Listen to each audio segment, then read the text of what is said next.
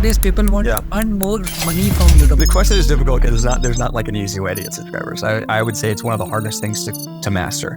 Mr. Beast short form content get low engagement than the long form videos. And it's a great way to have people keep coming back. And I'm like, no, I promise I can help you. So hey guys, here we have Ethan, the YouTube expert who have an insane experience with YouTube. So Ethan will share you about himself, like what he does and how it's like from how long he is doing this. So Ethan, explain you tell the audience like about you, something about you.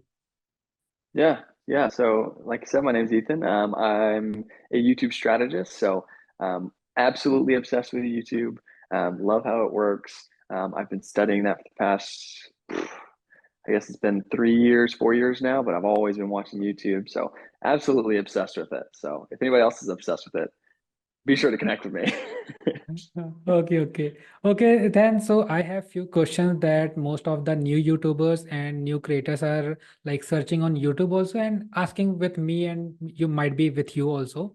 So first of all, I am asking like from 2018, there are many creators started their YouTube channels. Some got a very good number of growth and like subscribers also, but some are failed making their channel a huge channel. Okay, because they are making some mistake. So can you address a common mistakes that new YouTubers make? Yeah. Some of the things that I usually see people make is when you're first starting out on YouTube, obviously you have what you're passionate about, but you also need to be able to cater it to what the algorithm will Right. promote and what people will actually enjoy. There's a good middle ground to find there, and it's very hard because you are having to take this thing that you're passionate about and you're having to cater it to an algorithm. You're now having to change it a little bit. You're having to structure it differently. So people like put their passion projects out there and these things that they're excited about, and it doesn't gain traction because they're not playing the YouTube game really, and Right. they're not really catering it to that algorithm. And it is a little hard to make sure you are, but people post it and then they get discouraged because nobody else cares. But it's like they don't know that they should care because you're not showing them what about it is different, what about it is unique, in a familiar way, because Right.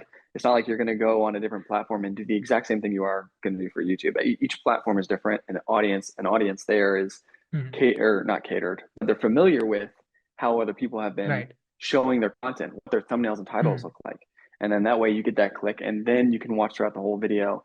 So I think it's two parts. It's not catering to the algorithm and then Mhm. expecting people to care about what you're posting when they Right. don't know that they should care, you know? And it's Yeah. a harsh truth to kind of like swallow, a hard pill to swallow, where it's like, dang, people really like they kind of don't Right. care. But that's Yeah. the mindset you have to have, is how do I make somebody care about what I'm doing?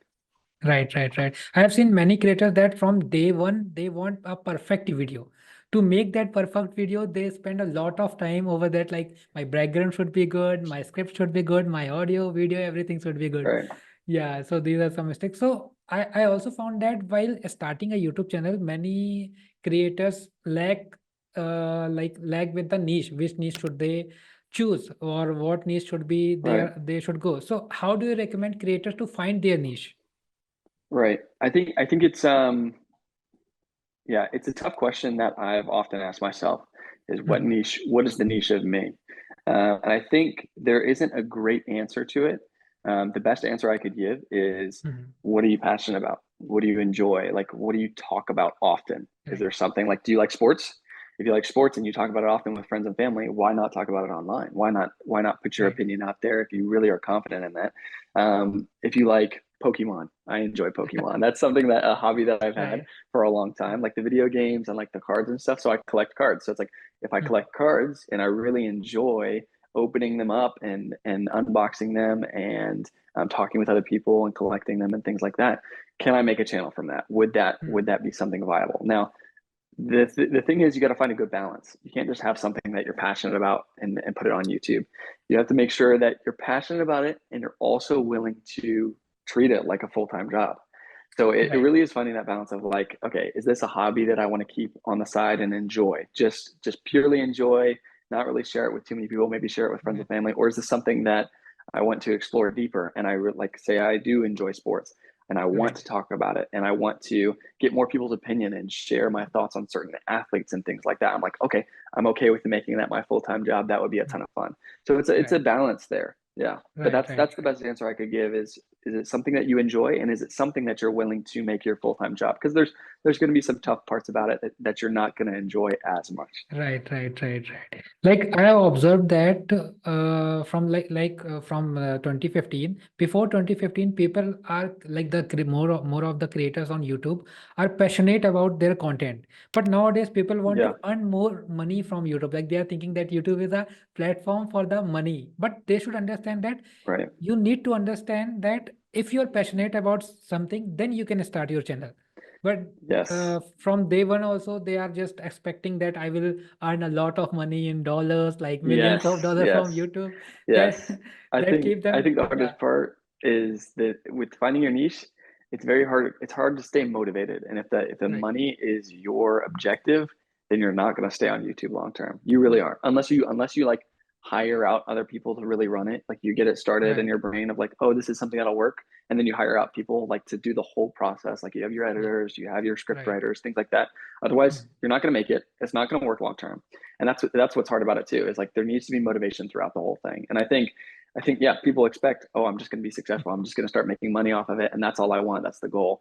Where it needs to be very specific to what you enjoy. And I think right, the other thing is, with niche, I think it's mm, hard when people have been shoving this idea down everyone's right, throats, whoever wants to start YouTube, of you need to find a very hyper specific niche. And that's good right, for some people. Like some people are mm, like specialists. They know some small topic very, very yes, well. And it's good for them because they can expound upon it as much as they can. They still enjoy it, things like that. right, But it's hard for the people who don't really have something that they're specialized in.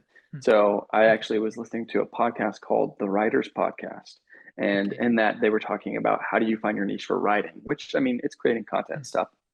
But they had this cool idea of what is the niche of you? What, like it mm, could be multiple topics. I could take Pokemon, I could take sports, I could take right, YouTube. How do I combine those to make my own right, niche that nobody else can compete in, because it is right, so hyper specific to me and I can talk about it as much as I want. So it is very interesting to see people try and find a very specific niche, but they right, really need to be reflecting on their own personalities of what they enjoy and right, figure out how you can combine things. It doesn't have to be like just one thing. And that's the other thing too. right, I, right, I struggle with this idea of getting trapped in this box. Oh, I have to only talk about this for the rest of my life. When that doesn't have to be the case, especially if you make your channel about you, your mm, personal brand, who you are, what you enjoy, what you do on the day to day, your wake up routine. It could be something completely yeah, yes. random, but people will start watching because it's you. You know? Right, right, right, right. Yeah. So we have discussed that if an individual need to start their channel, then they specify about their passion and what they like most.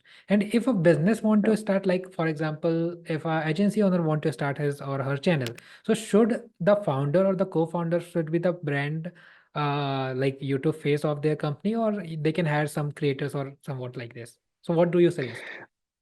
Yeah, I think it depends on the strategy. I think having the founder as the face of the YouTube company is really good because it Mm, still brings in that humanity. I think some companies come into the YouTube area and they think, oh, we're just going to have a bunch of random people on here, and mm, we're not going to have like a specific one face that you can connect with. And it's very hard because yeah, you can make engaging content, but at the end of the day, if there's a familiar face that you can come back to, you're going to watch that mm, channel more often. If there's one person that you can rely on, so it is right, it is a it is a tough question and predicament because it depends on the founder's passion for it. If they are mm, passionate about it, it obviously will help.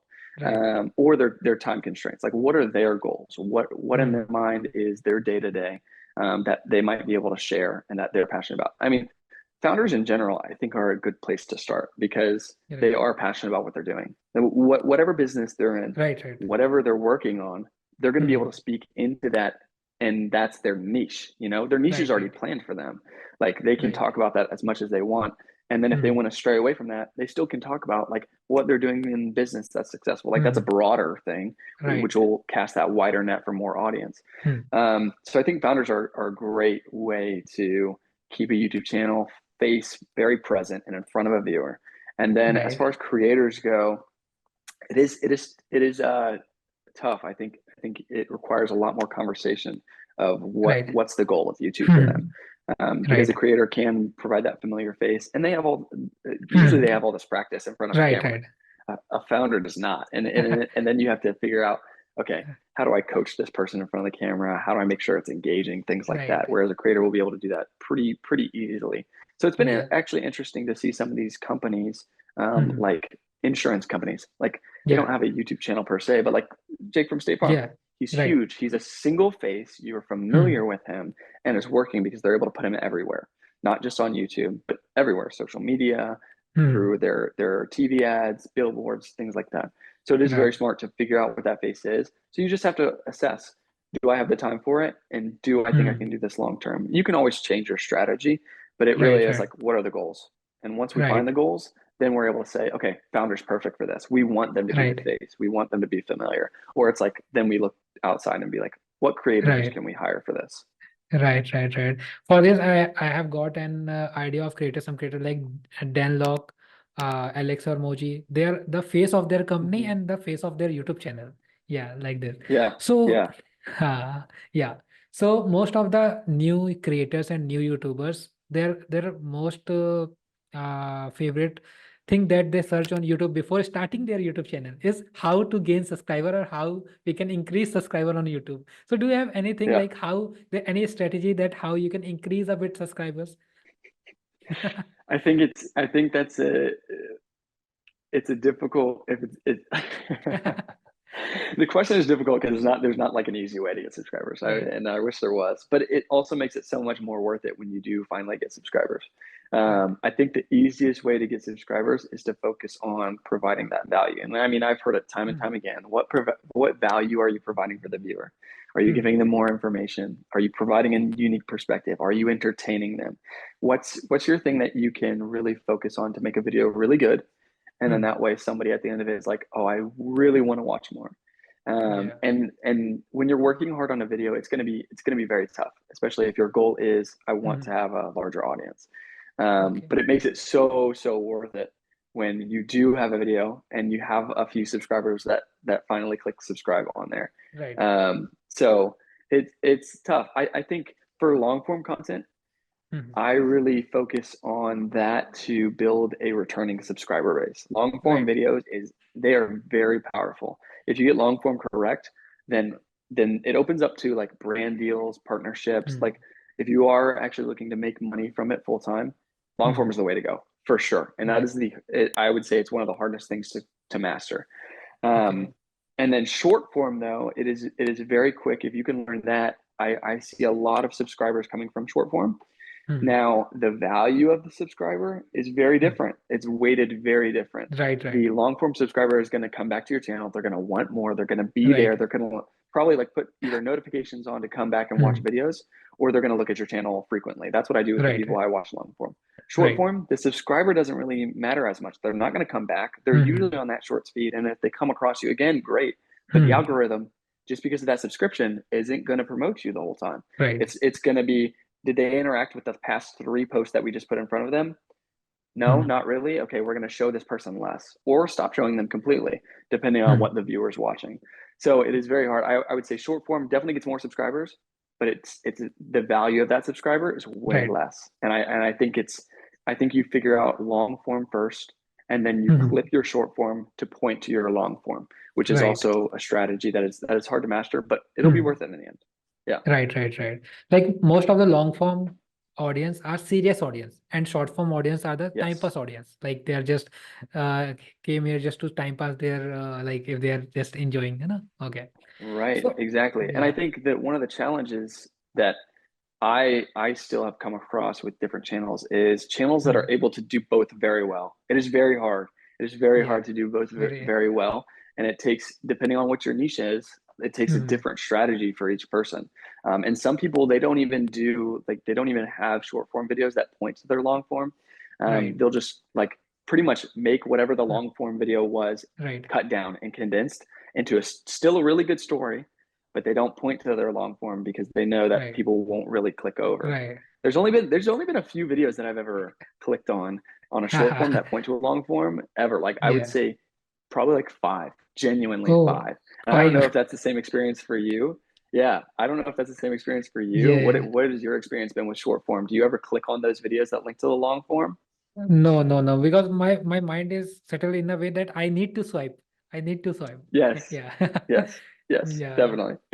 Yeah, yeah. Even I have seen Mr. Beast channel also. Mr. Beast short form content get low engagement than the long form videos because people are much Yes, more interested to watch his long form content just from start to end.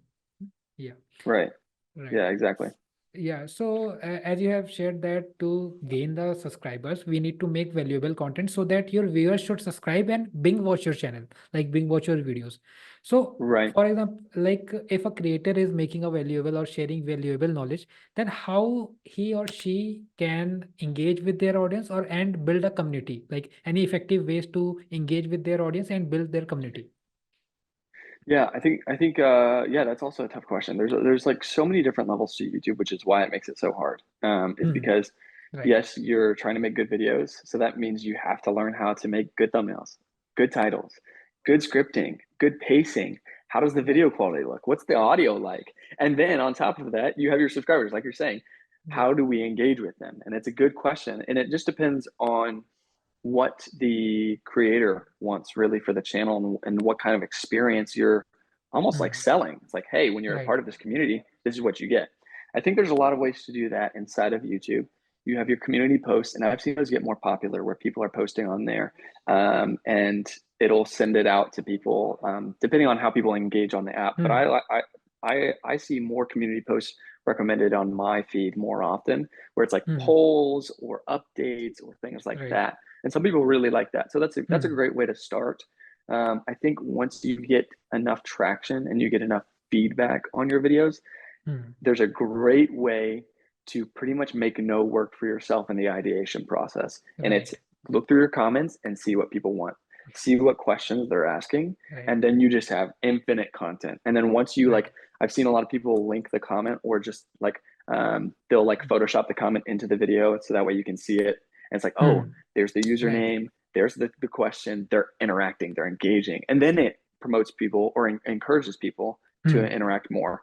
And so they're like, Right. oh, they're replying to comments. I want to ask a really good question. I hope that they use my comment. I hope that they take this feedback well. And it's a great Right. way to keep content flowing and engage Right. with the community.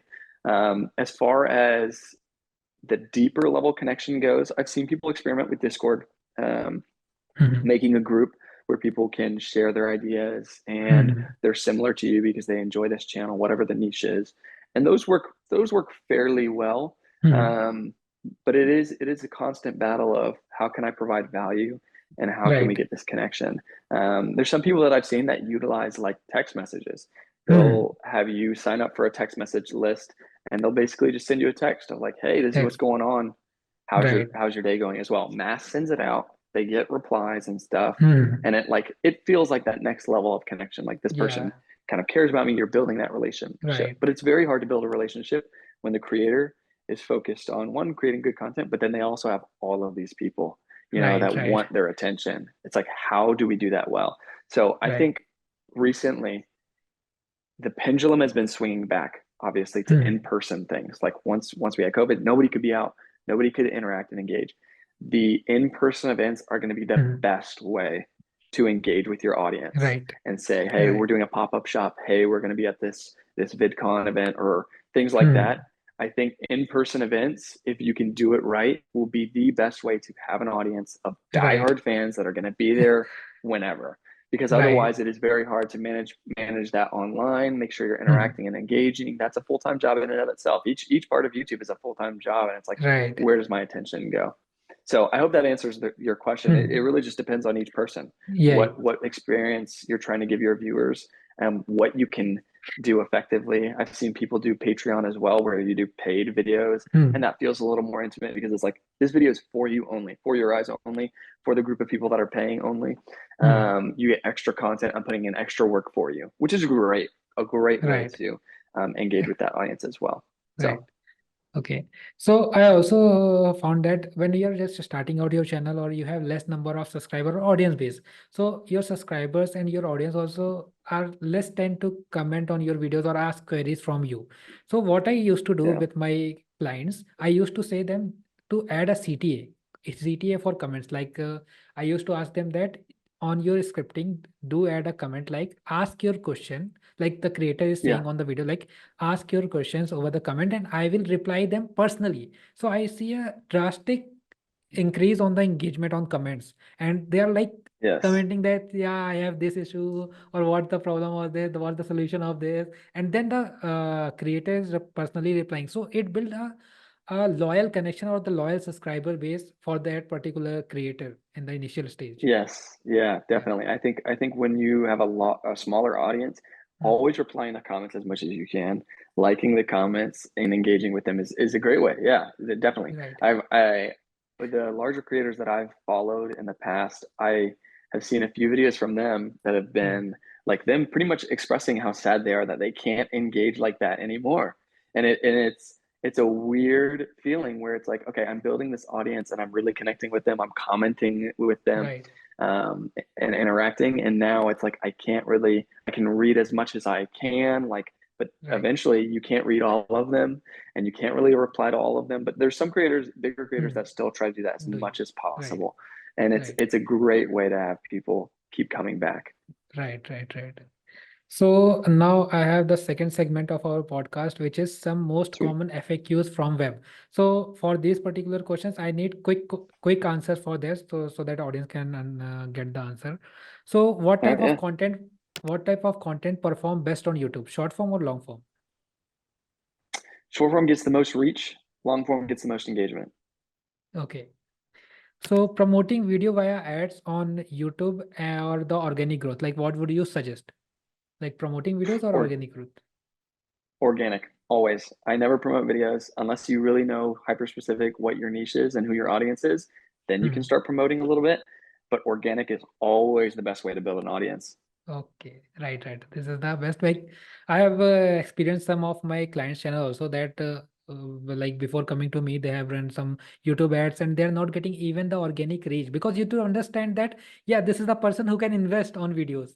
So take Yes. money out of from them.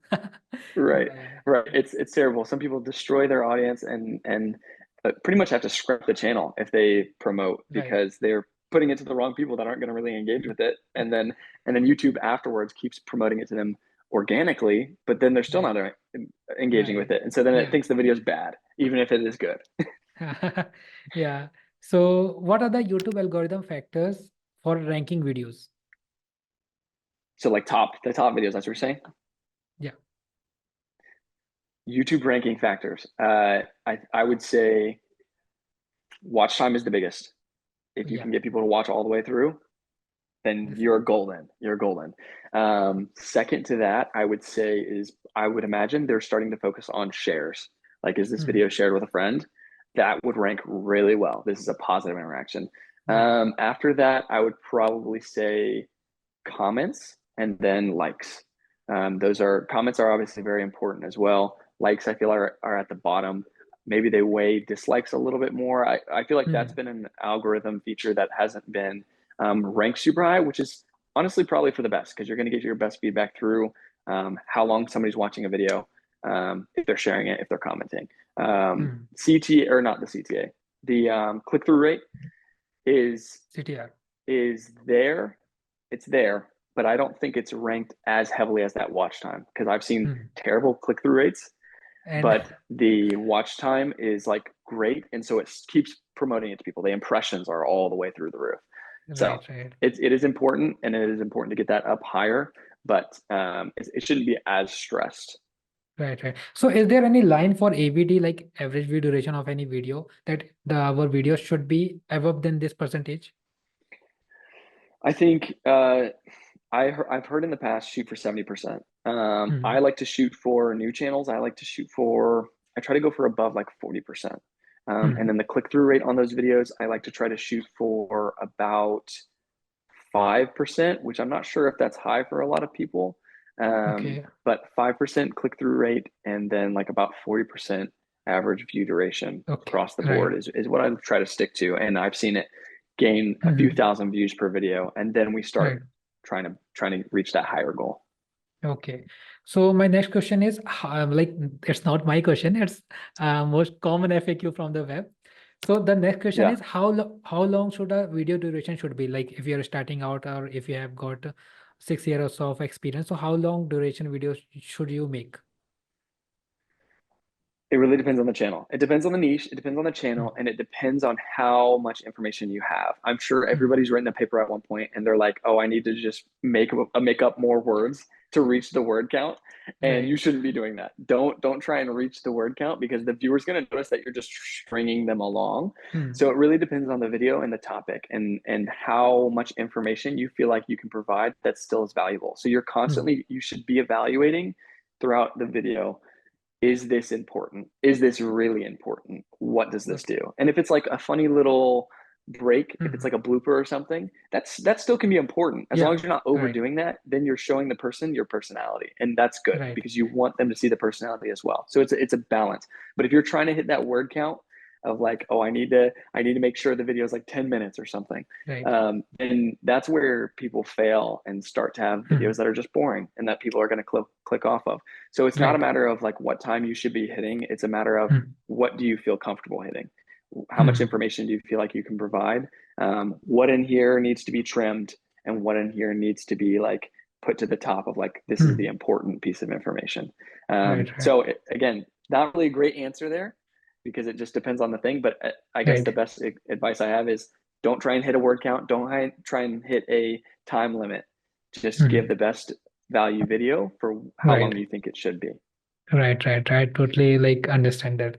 So the next question is like this is like personal question with you. Like, what are the predictions for the future of YouTube? Like, what are your prediction for the future of the YouTube and online video content, like for the video content? Yeah, I think YouTube, that pendulum is swinging back. I mean, we've seen the rise of like I guess it was called Mr. Beastification of YouTube, where it's been Mm, very quick. I think that'll stay. I think that's going to stay with shorts specifically. right. Everyone, there's a wide range of videos, but I think there's still going to be that very rapid pace, highly Mm, produced type of content that thrives on the shorts page because people who are swiping are just looking for that next video to like right. stop, look at for a little bit, and then move on. I think as far as long form goes, Mm, I think there's going to be a lot of opportunity for creators who maybe vlog or have that lifestyle mm, content, more right. down to earth. You're talking to the camera, you're having that connection. I Mm, think that type of content is going to thrive a lot. That pendulum swinging right. back, like I said. As far as like content online, it's hard to tell because I feel like niches are Mm, now being built up a lot right. better. Like there's a few lawn mowing channels, there's a few vloggers that are at the top. There's Mm, lifestyle content, there's people who work out and stuff. So as far as like content goes, I think we're gonna still see a few more people like start rising to the top mm, of those niches because they're not overly saturated, and right. there's always a different take on how to create a video about a certain thing, Mm, like workout videos and stuff. There's going to be somebody who does something very unique. They have a certain right. editing style and people are going to love it. So as far as content goes, I think we're just going to see those niches be built out a little bit more. I think it's going to start feeling a little bit more level. um, Mm, but as far as like influencer content, I think that's going to be something that is harder to do because there's a lot more people right. trying to be influencers. Right. And so it's going to be very important for those influencers to get managers and Mm, get a strategist. Like there's a lot of right. people that are they're a little skeptical of my position. They're like, what do you even do? And I'm like, no, I promise I can help you. So Right, I right. think we're going to see a lot more people actually use managers to get like brand deals and things like that, Mm, and sponsorships. And they're going to use a lot more strategists of what is the long-term goal of mm, this. Yes, I want to make a fun video, but how can I make this to the next level? How does right. this support my brand? So there's going to be a lot more people who are very, very serious about it. And I think that gap of you're an amateur influencer Mm, and you're a right. professional influencer, I Right. think it's going to get a lot bigger. I Lot. think there's going to be a lot more work that needs to be done for those people who are really trying to make Mm, it. right, right, right. I would like because if you are an amateur and a professional, then there are too many steps in between that you need to cross. Yes. And that can be crossed with the experience only. Like if you think from the day one, I will be a professional creator, so it would take time. Yeah. Yeah, yeah, definitely. And I think there's a misconception of what professional looks like, because there's still going to be content creators that are just using their phones because that content thrives. There's people that connect with that influencer a little bit better, or that creator a little bit better. But it's a matter of what are we saying in these videos? How can I make sure that I'm in front of the brands that I want to be in front of, and really grow, and people know my name better. So it's not a matter of professionalism, like the quality of the video per se. I mean, obviously we want like decent quality video, decent quality audio. As long as you have that, then it's just a matter of, okay, what am I good at? What do I need to do to get better? If people follow me for my lifestyle content, what exactly do they like? Do they like what I buy at the grocery store? Do they like things I use every day? Do they like what is it specifically that draws in those people? And then try and capitalize on that. If I buy a new, let's just say a coffee maker or something, and I'm like, okay, this is actually what I've been using. It's really great. And then the brand sees it. That's really good, because if I want more of those things and a longer brand partnership, they're going to reach out and be like, hey, we saw that you liked it. Can we send you this, this, and this? And that's how you leverage those things as well to get more exposure, to get credible. Because if I say, oh yeah, this brand sent me this, it's like, oh, you're doing something right. Right, totally agree, totally agree. So this is the segment for which the audience might be interesting. This is the rapid fire segment. Okay. YouTube shorts or long form? That's right. Yeah. Okay. Oh, long form. Okay. SEO optimized videos or social media promotion? Social media promotion. Daily upload or weekly upload? Weekly. Okay. Focused niche content or broad topic? Broad. Paid ads versus or organic growth strategies? Organic, always. Okay. Scripted videos or off the cuff? Scripted. Okay. Engaging thumbnail or eye-catchy title? Ooh. Thumbnail. Okay. Interactive content or informative video? Informative. Okay. Studio setup or DIY home studio? DIY. Okay. The last one is trending video, like anyone should go with trending video or evergreen content? Trending. Okay. Yeah. So, what advice would you give to the YouTube creators who is just starting out on YouTube, or they have at least 3 to 6 months of experience? Like, what piece of advice do you give to them? I think it's a matter of figuring out clarity in the direction of your channel. I think a lot of people start YouTube and they just think, I want to make money, or they just think, I want to have a lot of subscribers. I think you really got to get hyper specific about why you are on YouTube. And I needed to do that too. I didn't do that until, I would say, about a year and a half ago, 2 years ago, maybe. I don't know. I really needed to evaluate, what about YouTube is appealing to me? What do I want to achieve with YouTube? And for me, I would say the biggest things for me was, I want to meet other people who are like me. So how do I do that? Then I'm promoting my lifestyle. I just got married at like 21. I'm about to be a young father. So there's challenges with that. There's life lessons that I've been learning. Is there anyone that relates with this and who also enjoys like making content? So that's one of my goals. So then it's like, okay, that drives what content I create. Another goal is to go to events. So what event or what content am I creating that would get me invited to those, that I'd get to speak at? So then I'm looking at the informative side of things, of what do people want to know? What value can I provide? What information do I have in this brain of mine that somebody might think, oh, wait, that's actually really smart. But to me, it's just been something that has been stacked because I've just been focused on it for so long. So it's very hard to break down that knowledge and think, oh, this is valuable to everyone, or going to be valuable to at least someone. So that, again, putting my expert voice out there of, this is what works, this is what doesn't work. Here's a answer to your frequently asked questions, will get noticed by someone eventually, and then maybe get invited to events and things like that. And that does that goal. So those are two of a few of my goals. So then that drives the content. So it's really get specific about why you want to do YouTube. Is it for the money only? Okay, we need to find a different reason. Probably we need to find a different way to do things, because it's going to take a while before you see that money. And so you need to find motivators throughout that time. So it's YouTube, yes, is a great opportunity. But with anything that you do, you need to have personal reflection. I think a lot of people Right. just jump in. They see success from somebody else, they compare, and they're like, oh, I want to be there. It's like, why? Right. Why do you want to be there? So Right. Right. yeah, that's what I would They say. need to find the why you need to be here. Right. Yes. Right. Okay. Yes. So we have an awesome talk regarding the YouTube and someone who is starting out the YouTube. And I have so many other questions also, but due to time constraint, we can do it on part two. But on part two, I want to have questions from the audience. So those who are watching this podcast on YouTube, LinkedIn, or anywhere, you can just comment your questions, and we can have a second episode with Ethan Hale. And I will also share Ethan the social media links so that you can connect with Ethan over the LinkedIn and other social media accounts, and you can ask your questions directly with him or me or any. Okay.